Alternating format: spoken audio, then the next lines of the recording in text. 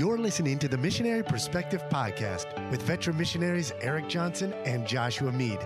We're glad you could join us. We trust this podcast will be both a blessing and a challenge as we relate topics in world evangelism from a missionary perspective. Now, here's Josh and Erik. Welcome to the Missionary Perspective Podcast. I'm Josh and back with Erik. Back online, right, Erik? You're back in the Dominican Republic. I'm still in Michigan, but it's finally warmed up. It's beautiful today. I think it's in the 70s, sunny day. And what are you guys dealing with down there in Dominican Republic? Oh, wait 5 minutes, it's going to change. It was yesterday, it was 92 degrees with the humidity that made it feel like 101. And about 2 hours later, it was raining cats and dogs and it was back down to about 80 degrees. So you just never know from 1 minute to the other. But we're glad to be back serving the Lord here in the sunny DR. Definitely. Well, we are excited. We return in about a month back to Senegal, a little over June 17th. Our tickets are purchased. And, we're kind of in that, when you do a longer furlough, you kind of get in that fuzzy phase there where you're preparing to go back. And so you're winding down on your stateside furlough and you're preparing to return. And so you're kind of back to living in both worlds. That's kind of where we are now, checking off our checklist, making sure we have everything prepared.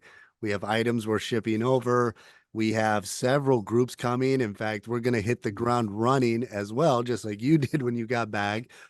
2 weeks after we get back to Senegal, we have a couple coming to do a tour of Gambia, and they are going to be taking over for Daniel and Sarah Jenkins. How about They'll that? have a little bit of a different role than Daniel and Sarah had there, but they're going to be partnering with the church and the church leadership that was established there through the ministry of Daniel and Sarah, as well as Mike, who is the husband there. He is going to help us launch and get off the ground and start a basketball outreach. He was a basketball coach for several years. And so he's going to, we're going to start a basketball clinic, kind of a basketball outreach in both nations. His wife is a physical therapist, and she's going to help out a lot with the medical aspect of different things. So we are excited to get back, but yeah, it's going to be a little crazier this time. As soon as we get back, we start hosting groups that get right into building projects, right into, seminars, continuing expanding the church planting, the institute, things like that. So we are very excited about it.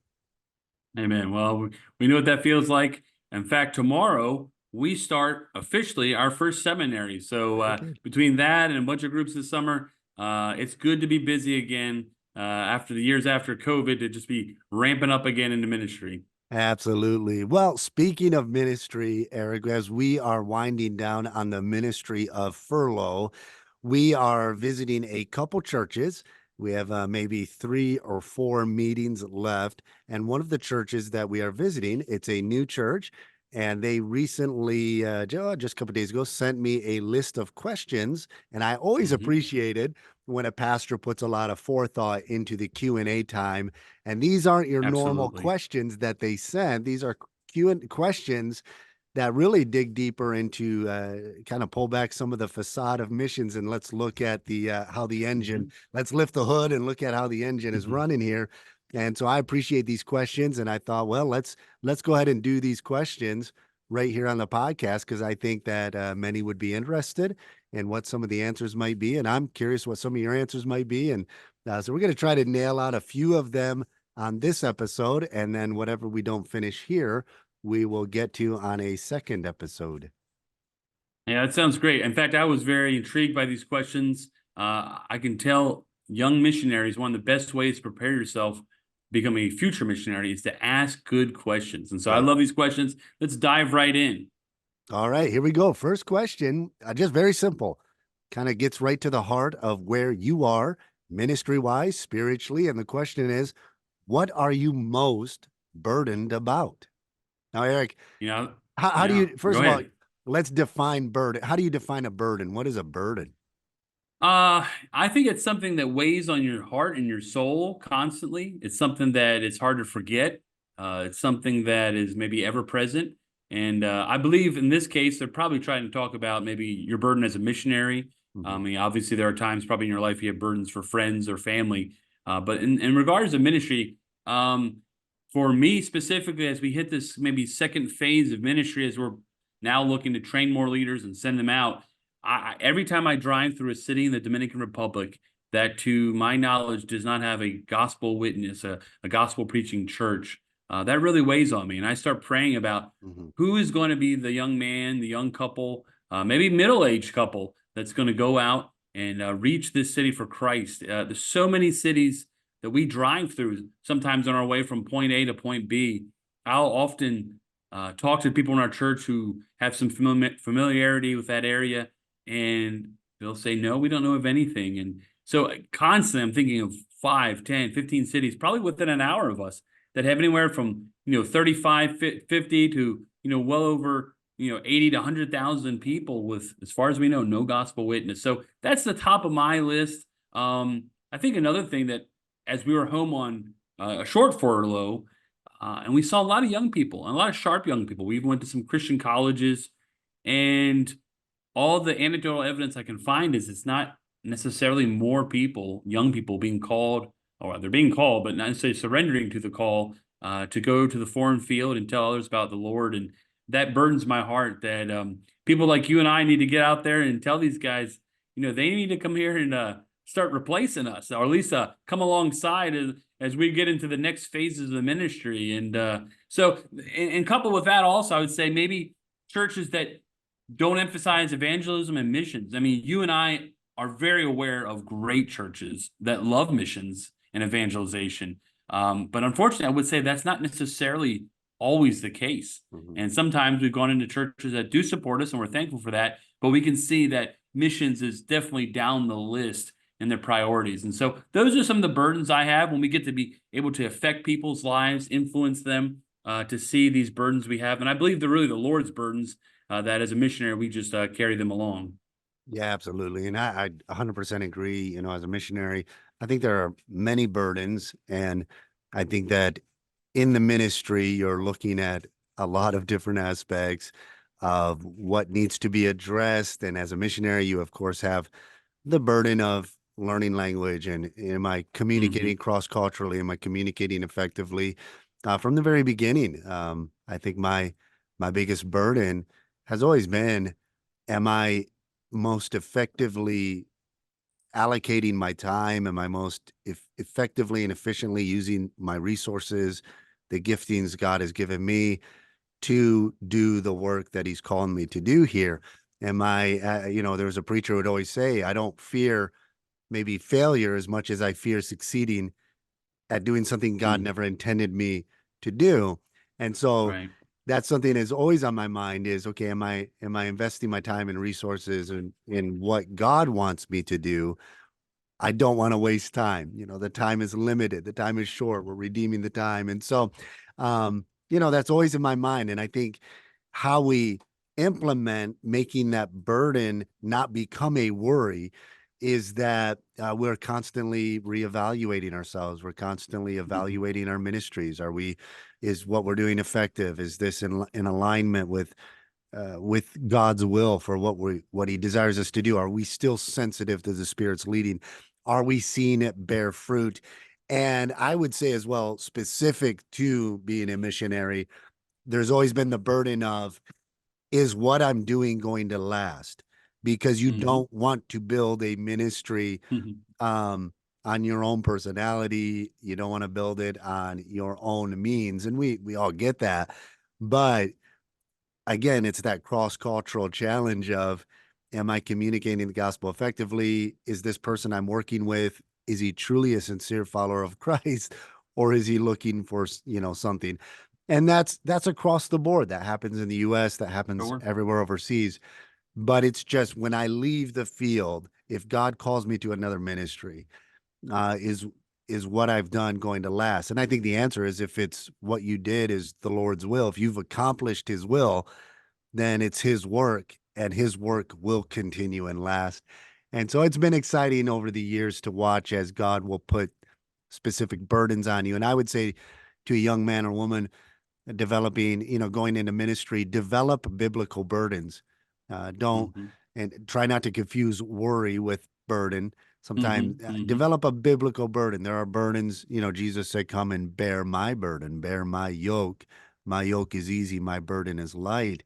I think he says that because you hit the nail on the head when you said this is the Lord's burden.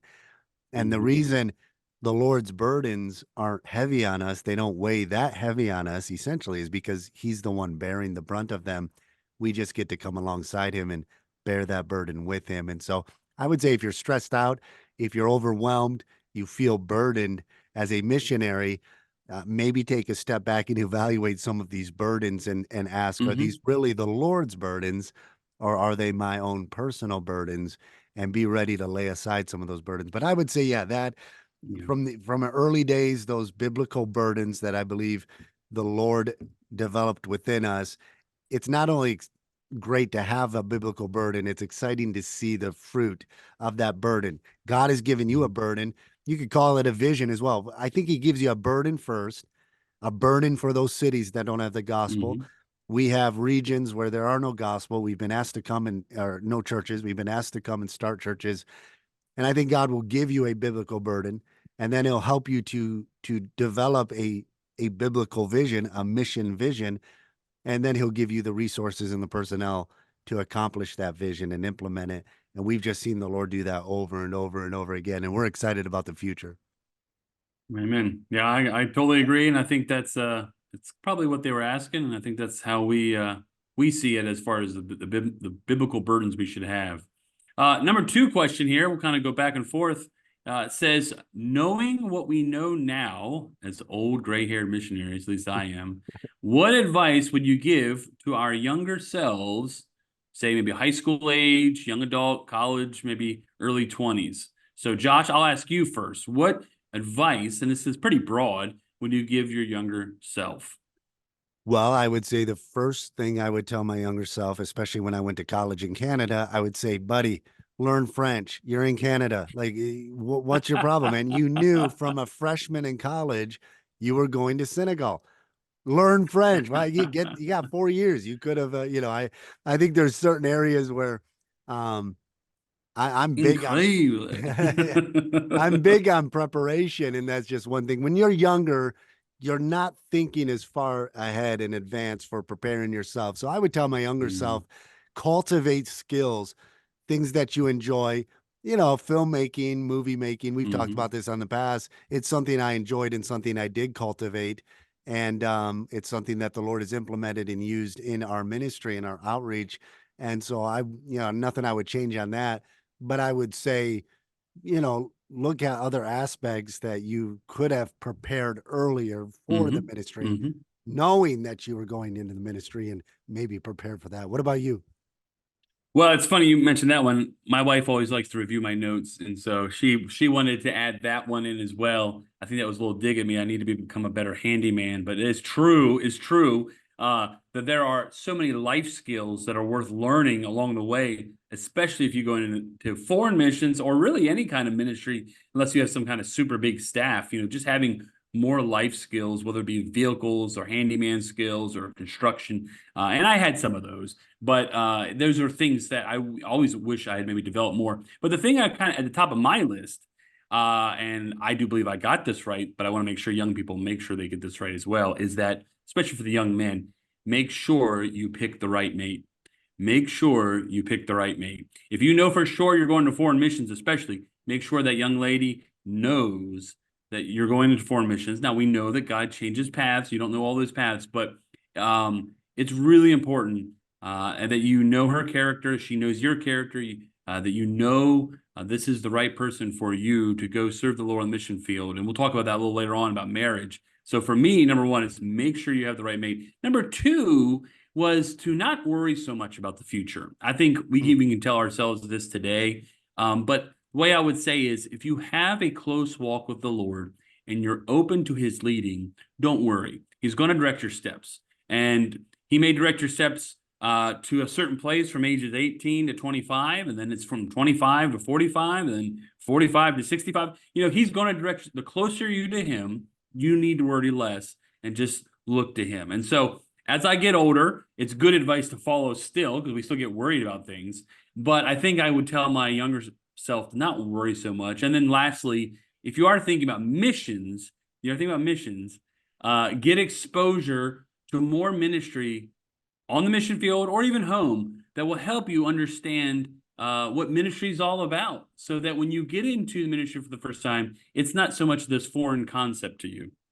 Yeah, absolutely. Use every opportunity that is available to you to get experience. You go to veteran missionaries, ask them questions at missions conferences, Mm-hmm. try to take short-term trips, and try to Mm-hmm. find programs like the Sahara Initiative where you can come up to a year in Senegal, okay, and Wow, work that sounds without amazing. raising full-time support. And so, yeah, definitely take advantage of all that. And I would say, to your younger self, especially when it comes to, I 100% agree, make sure that bride to be that you're head over heels with, make sure they know the Mm-hmm. reality of what they're getting into.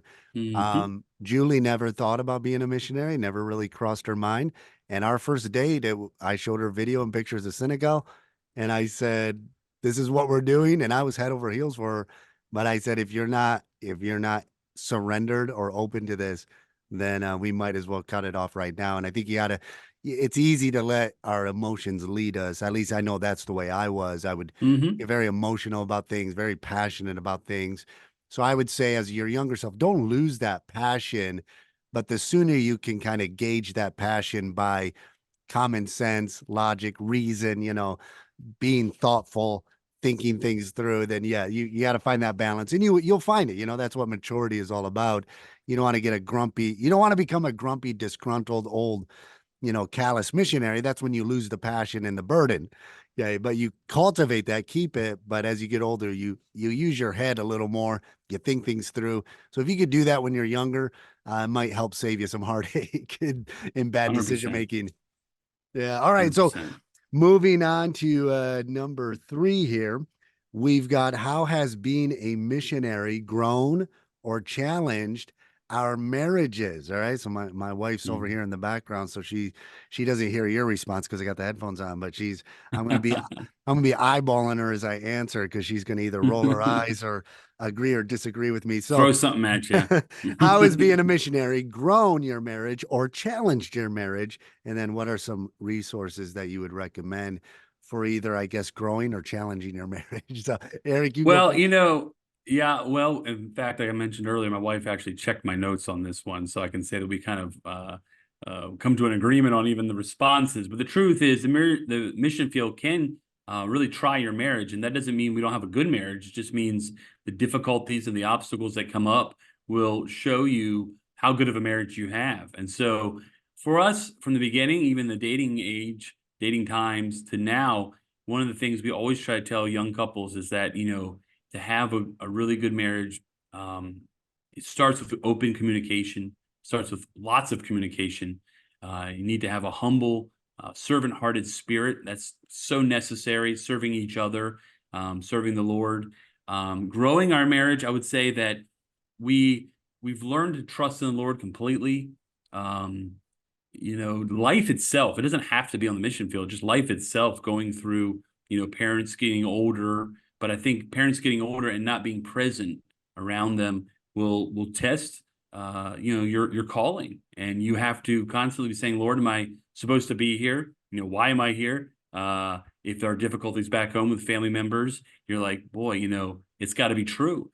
And so having that clarity of mind of the call really, I think, in some cases we've seen it in marriages where it's driven people apart. I'm thankful to say in our cases, made us, fortified us closer together. Also, I would say include your spouse in your vision and your decision making. Um, in most cases, the spouse will be your closest counselor. She knows you better than anyone. There have been iterations in our mission life where we have had teammates and we obviously included them. But even at that point, I can't think of a scenario where I ever went to my teammate to talk about something that I hadn't already talked to my wife about it, because she really does know me better than anybody. She can see my deficits, my areas of difficulties better than anybody else. And so for us, growing together is, one day at a time. The challenges, everyone has the same kind of challenges. A lot of them can be health. A lot of them can be separation from family. Everybody deals with that differently. But for us, really, just forcing us to be every day communicating. It's amazing to us, Josh. Sometimes we feel like we communicate a lot. And there'll be times when we talk to a missionary couple and we've both talked to the other one about a big issue and they hadn't talked about it in weeks. And we're like, how in the world did they let the life go by and they didn't talk about this big issue? And we know as a marriage, you have to communicate and you have to be on the same page and stay close to the Lord. Now, real quickly on some resources, I'll say this: we found books over the years that are really good marriage books. We enjoy a couple podcasts. One of them we had Pastor Dennis Harry on. He and his wife have the Better Together podcast. And what Holly and I like to do from time to time is we'll go on a walk around our neighborhood and we'll each take a earbud and put it in our ears and we'll listen to ones that we're very excited about and we'll listen to it as we walk around. And at the end of it, we'll kind of talk about it. But really, just spending time together, dating, it doesn't require a lot of money often for us to take a date and go to McDonald's and just talk about whether it be the ministry or kids or fun things or just spending time together like you did back when you were dating is one of the best recipes for staying close together. Yeah, I would say any challenges in marriage as a missionary, it's a lot of the same challenges that anybody faces, but the Hmm. unique difference, I think, for the missionary on the mission field is that it's almost like it's magnified. Every little issue will Hmm. become magnified. You mentioned communication. I think the biggest thing I know, especially for a wife, for my wife, in our experience, is trust, right? It's like, Hmm. and part of that is, as a guy, I'm speaking from my own personal experience. I can sometimes, envision what I think God wants me to do. And I'll think I've communicated that to my wife, but maybe I didn't. In my mind, I think I have, I didn't. And then I make a decision and I do something. And then she's like, you never talked to me about that. We're not on the same page. And, it's those times that I think it's that much more important. And it's something I've had to work on and I still have to work on is because when you're on the mission field, like in our context and similar to yours, I mean, it's just you and her and your Hmm. family and you are ministering to people, but they are another culture, another language. They think differently. Your wife and you may be the only ones in your entire neighborhood that think the way you think, and so um you she's so dependent on your leadership and so dependent on you stepping up to the plate to being the man that you're supposed to be that it just magnifies any area that you do you know exert weakness in and fail Hmm. to develop. It's even that much more, and you can respond as the husband. You can respond. Maybe it's not a big deal. Maybe if you were living in the States under different circumstances, maybe that little thing you did wouldn't be as big a deal, but it's blown out of proportion on the mission field. It's kind of like, an ant on the ground doing his little thing that ants do. Ants got it hard enough, but then some kid comes along with a magnifying glass, puts a big stick in front of the ant path or something. It's just this unnecessary. It's what's the it's the same job the ants got, but it's that much more harder. And I feel like on the mission field, there are certain aspects, and in the ministry in general, sometimes you feel like you're living in a glass house and that you're always being scrutinized and you're always being watched, and whether you're on the mission field or home. And so I think as a husband, my biggest challenge has been to figure out when my wife needs that time to just sit back and get away and come away for a while, and when she needs communication, when she needs me to lead, when she needs me to just listen. Everything that goes into a marriage, it's just that much more important, and it's something I'm still working and developing on, trying to learn and grow. Because on the mission field, if you're a young couple going to the mission field, that's one of the big challenges is these problems can be that much more blown up. And when the husband doesn't step up to the plate, there could be issues there that just it might not cause the fall of a marriage, living in your own culture in your own country, but living in another country, we've seen it, you've seen it, Eric, we've seen it where it just destroys families because again, it's something you're not even processing or thinking about because maybe it's to you not that big a deal, especially as a man, but it does become a big deal when you're on the mission field because there has to be that 100% confidence in your wife's confidence in you that you know you're doing what God's called you to do. You're not deviating from that. And there has to be clear communication, like you said, confidence that this is God's plan for us, it's God's vision, and we're partners in it. This isn't just the And I man's ministry. Yeah. and I think it's also important to understand. I mean, this is how the case has been in our marriage. Though we feel 100% called to the Dominican Republic and have no plans of leaving anytime soon, there certainly have been times in our lives when we've had to stop and consider and make sure that we're still supposed to be here, Hmm. not to hold something so tightly that the Lord couldn't redirect. And, there have been times when I've told my wife, like, let's, this situation that's very prominent in your heart, that it may be some of a tug back to America. Let's, lay it on the altar. Let's see if God still wants us to be here and doing this thing. And so I think that as a husband, shows us how much we care about them, that they are the most important to us. The ministry is not. My relationship with the Lord is number one, but the Lord gave me that helpmeet, and I want to make sure that we are still on the same page, and that, Lord, you still want us to be going this direction. And so I think as I've gotten older, and we talked about this a little bit on the other podcasts about, God sometimes has different stages for you in life. Hmm. Um, we certainly want to be missionaries here for 30 years. The Lord may allow us to do that. He may not. So it's not like I'm like, oh, honey, we haven't been on the field now 30 years. I can't pray and ask God if He wants us to go home yet. And I think that's most people wouldn't treat their wives like that. And so it's important that they know that we're one. And if the Lord still wants us to keep doing this, He's going to show you. He's going to show me. We're going to be on the same page. And I think that shows the wife how much you do care about her as well. Yeah, absolutely. Well, we got a few minutes left. Let's move on. We could have a podcast answering just Yeah, each of these questions alone.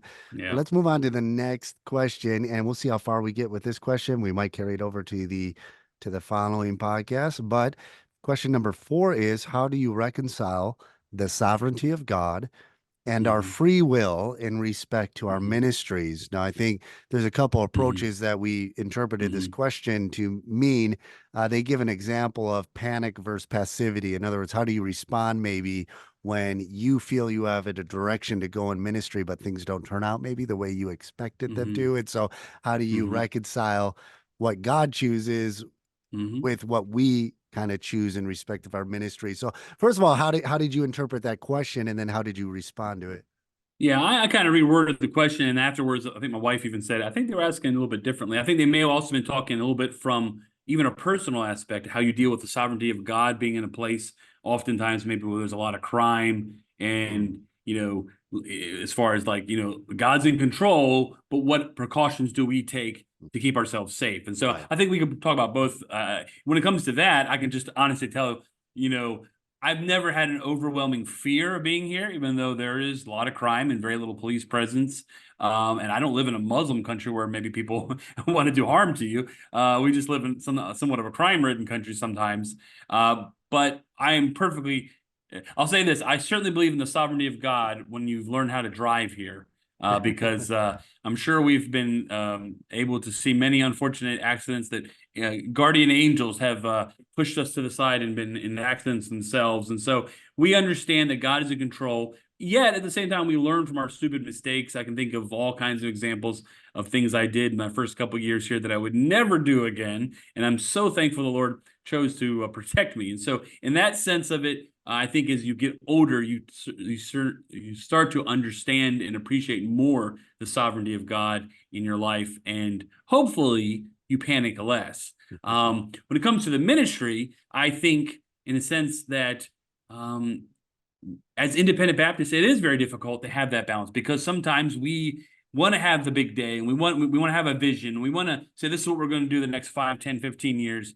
And maybe our strongest suit isn't always waiting on the Lord. And so I think that is a challenge always to say, Lord, my palms are open and I want you to direct. Give me a direction. Let me go and be contented when you hit the stop sign and we have to wait. And I think that's something as a missionary, if you are a busy missionary, you're always going to have to work with that. I think that's going to, you want to have a missionary that wants to do things, but at the same time, you want to be close to the Lord so He can direct your steps. And I think that really is the balance, is be going in a direction, but be maybe loose enough where the Lord can point you in that direction. Oh, absolutely. There has to be that fluidity there where you have to be able to be led of the Spirit and yet at the same time be confident that I am doing what I'm supposed to be doing right now. And I think the balance for me, I was going to John chapter 4 when Jesus is speaking to the woman at the well and she goes back Hmm. into town, and that was a divine appointment God had with this, that Jesus had with this woman. He purposely went there. He purposely engaged her at the well, so that she would be receptive to the gospel. And as they go back into town, the disciples come out. They ask Jesus, here's something to eat, and Jesus says, I have meat to eat that you know not of.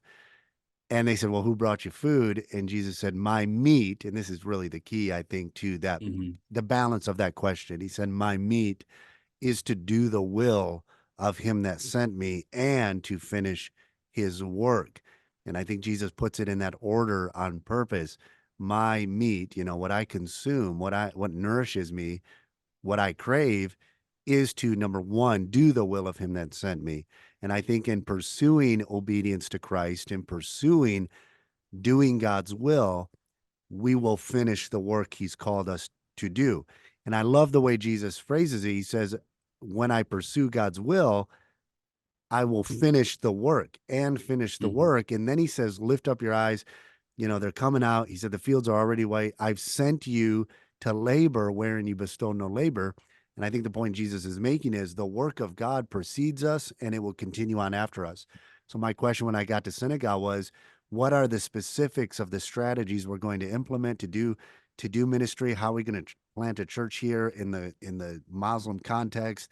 Those were all things I think important, and there were plans we made and Hmm. implemented them and strategies we employed. But at the end of the day, the work that God is doing in Senegal, it started before us, it'll continue after us. And if the work we do is going to continue, then it has to be a work of God. It can't be just our own doing. And so I love that question because it Hmm. is that balance of, okay, how do I know if this is just something I want to do and that, or it's what God wants me to do? And so I think where I avoid the panic Hmm. in a ministry decision is if we say, all right, I believe the Lord wants us to do this, we need X amount of dollars, we need this many people to do it, and you're like 3 days away from doing it and you've only got half the personnel and you've got a quarter of the dollars you need to do this, yeah, the panic starts to set in. But Sure. the way to deal with it is say, okay, maybe the Lord wasn't in this, because if the Lord's in it, he'll provide for it. God Exactly. has obligated himself to provide for his work. And so maybe we need to scrap it and rethink it. And then the passivity, well, we're not Calvinists, so I could see how it maybe a more reformed view of the sovereignty of God would say, well, we don't even need to preach here because people are going to get saved anyway. So that you just remember, God loves people. He wants everybody to be saved, everybody to be saved, and so that Same. that ought to keep your passion strong. Well, let's go ahead and end there, Erik, and then we'll continue on with this conversation in our next episode. So grateful for everybody who listens. Hey, we've been skipping weeks here and there with the podcast, and I think, Erik, we're going to try to get to it weekly, but it might not be. But don't worry, we're going to keep this going for as long as we can. We may not be every week, but we're going to try to get as many as we can. Well, thanks so much for listening. Please subscribe, like, share, do what you got to do to get the message out there. If you think you know somebody that might be blessed by this podcast, we'd love for you to share that. We appreciate you listening today. This is Josh Mead from Michigan. And Eric Johnson from the sunny DR. Thanks so much for listening. Have a great day.